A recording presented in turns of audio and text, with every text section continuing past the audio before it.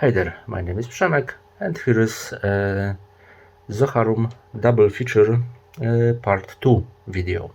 And today we'll talk about two Zoharum Records albums released I think one on February and another one on May or June. I forgot to check. Sorry, but these are this one, Exit Electronics, Learn the Hard Way, and this one, Moljebka Pvlse, The Distant Past Resounds.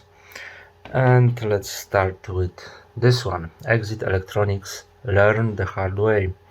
And I think this is a huge thing for Zoharum, because behind Exit Electronics stands perhaps the biggest name you can find in the catalog of this label, and that is Justin Broderick, known from legendary industrial metal band Godflesh, or also JK Flesh, and many other projects like Techno Animal, which he formed with Kevin Martin, from today known from The Bug. And this is how it looks like, the cover and the inside. Quite aesthetic. The CD is still in the player. And yeah, Exit Electronics is, as I said, is a project by Broderick, and Learn the Hard Way is the debut, which was already available in digital form on his Bandcamp. And now we get a CD with 2 additional bonus tracks. And the musician himself defines the project as raw, primal, fucked, industrial, field step, overload, and considers it as a counterpoint to more structurized JK Flesh. And raw and primal, yes indeed, these are harsh looped rhythms, basically stripped of all nice elements like melodies or harmonies. It's a pure frenetic trance on the crossroad of, I don't know, harsh tribal and industrial.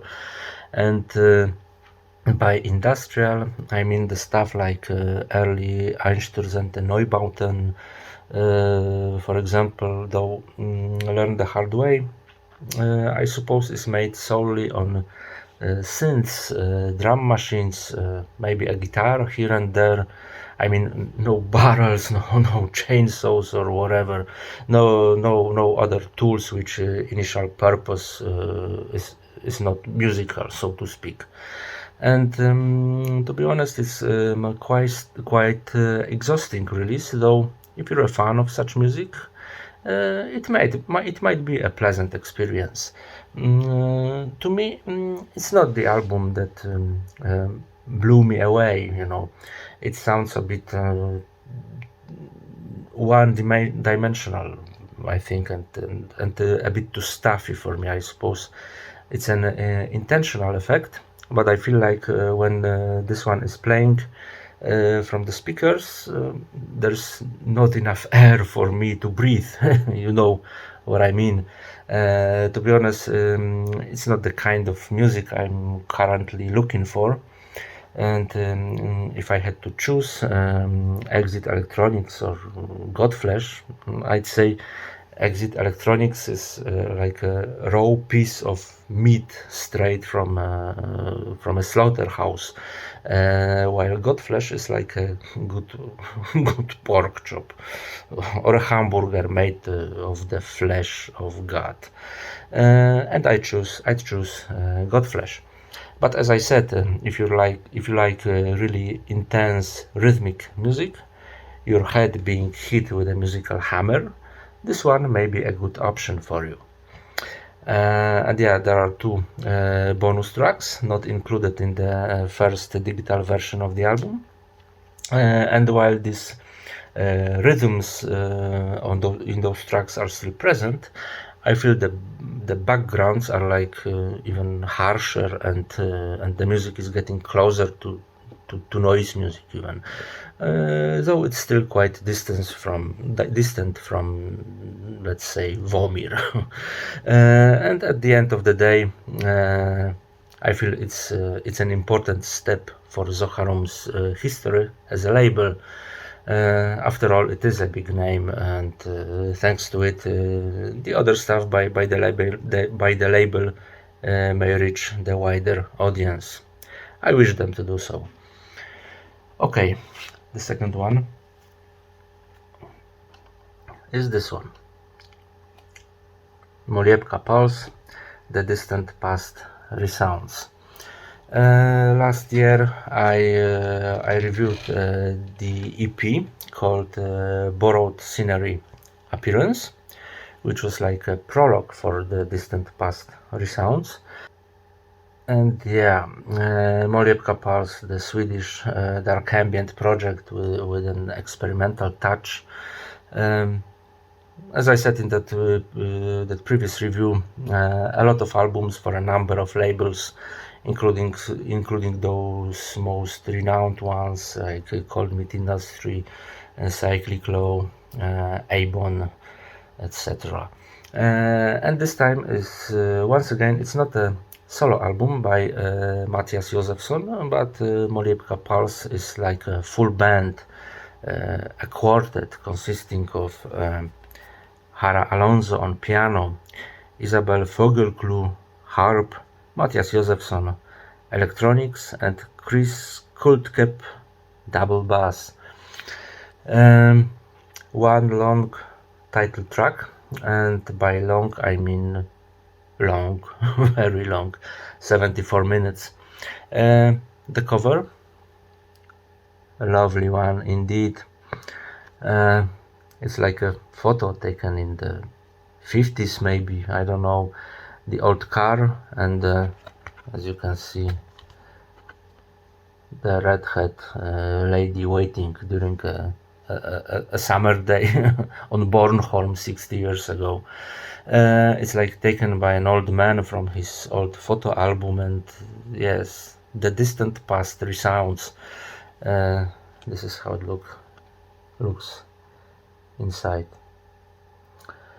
The music, it's not an easy album to digest in one take or in one attempt, because of its length and that it's just one track. It's difficult to skip to your favorite moments, you know. Speaking of one take, I don't know if that's true, but it sounds like recorded in one take, improvised during one evening, slowly evolving, subtly changing and meandering. Often we have themes or sounds which flow for such a long time that you don't even notice when they finally dissolve or disappear, just like old memories. And the music, experimental, dark ambient, sounding quite acoustic, and there's this deep drone all the time serving as a canvas on which the other instruments or sound devices paint the images which appear sometimes for a moment, sometimes for several minutes. Sometimes these instruments play some sort of nostalgic melody, which is like a memory, crystal clear, referring to some moment which is carved in your mind as it was yesterday. And sometimes these sounds are more abstract and experimental, like some shreds of memories distorted somehow by passing time. In the end, the aura of this album is quite nostalgic, but devoid of cheap sentimentalism and pathos. I think some avant-garde neoclassical inspirations here and there. Sometimes maybe even old soundtracks, especially in these parts, sounding like I don't know. I think it was it were strings imitating a saxophone. Sorry if I'm talking nonsense right now.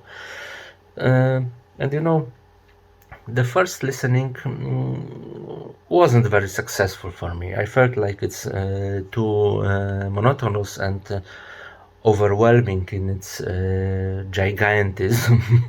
I don't know if that word exists in English, but I admit it wasn't a careful listening. Yet later the album grew up on me. I started to notice the subtleties in the arrangements and realized that this album is more profound than I initially thought. And it got a high re-listen value. Of course, if you're patient and want to discover the hidden secrets in the composition. And while I haven't heard all Moljebka Pvlse albums, I wish, but it's impossible with this amount of music around. But of those I know, I feel this one is maybe a most complete release by the project. So really check it. It's on CD, on cassette, on digital version. It's worth it. Okay, thanks for watching and see you soon.